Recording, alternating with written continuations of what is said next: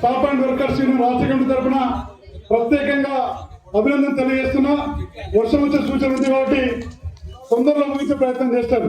చాలా రోజుల తర్వాత డిసెంబర్ 2019 తర్వాత ఇంత పెద్ద సమావేశం బసవాన్ దగ్గర జరగలేదు. జేఏసీ 7 సంఘాల వెంట జరగలేదు, ఎవరి వెంట జరగలేదు. నూతనంగా ఏర్పడ్డ ఐఎంటీసీ రాష్ట్ర కమిటీ పిలుపు మేరకు కొంచెం అందరూ కూడా మరొకసారి పేరు పేరున అభినందన తెలియజేస్తున్నాం. ఈరోజు చాలా సమస్యలు ఉన్నాయి. చాలా సమస్యలు బిఫోర్ కాంగ్రెస్ ప్రభుత్వం రేవంత్ రెడ్డి, ఆఫ్టర్ రేవంత్ రెడ్డి కాంగ్రెస్ ప్రభుత్వం ఏమి కావాలని చెప్పడం సమంజసం కాదు. అయినా కొన్ని సమస్యలు అన్ని కావాలని ఆశ ఉంటుంది. నేను ఈ కావద్దంటే ఏది కావద్దంటే అన్ని కావాలి, కానీ అన్ని ఒకసారి కావాలంటే ఇబ్బంది. 2013 బాండ్ల డబ్బులు ఇచ్చింది వాస్తవమే కదా. 2021 వేతన సవరణ చేసింది వాస్తవమే కదా. గతంలో 9 డిఏలు పెండింగ్ ఉండే.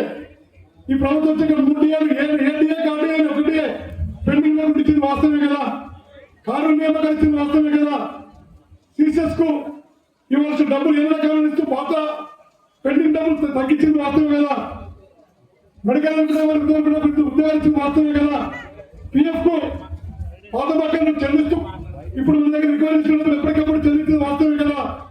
ఇవన్నీ చెప్పకుండా ఏమి చేయలేదు, ఒక్కరు చేయలేదు అంటారు. ఆ తప్పు చేసింది వాస్తవమే, అది సరిపోదు. మనం ఆశాజీవులు, మనం రావాల్సింది అడుగుతున్నాం. గొప్ప ప్రోగ్రాం లేదు. కాబట్టి ఈ సమస్యలన్నింటిపైన మేము ఇలా కార్మికులు క్షేత్రస్థాయిలో ఇబ్బందులు ఉంటే ఇవన్నీ తర్వాత సిఐ వేదికలు ఎక్కువ ఉన్నాయి, టిఐ వేదికలు ఎక్కువ ఉన్నాయి, బుకింగ్ వేదికలు ఎక్కువ ఉన్నాయి, డిఎం వేదికలు ఎక్కువ ఉన్నాయి, తప్సాదుకులు ఉన్నాయి. 16,000 మంది రిటైర్మెంట్ అయ్యారు.